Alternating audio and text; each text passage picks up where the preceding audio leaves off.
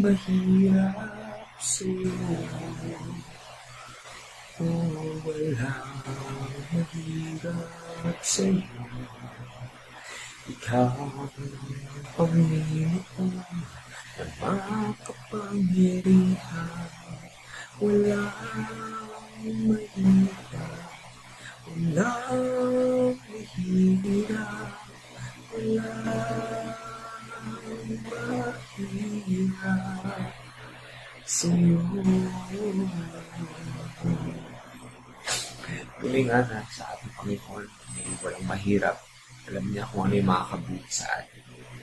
And all we need to do is to trust His will, His ways, His plans for us. So the question is, are we doing things in accordance with His will? If yes, then praise God. You have been fulfilling the will of God in your life. If not yet, then pray and desire to start doing His will for your life. God bless you.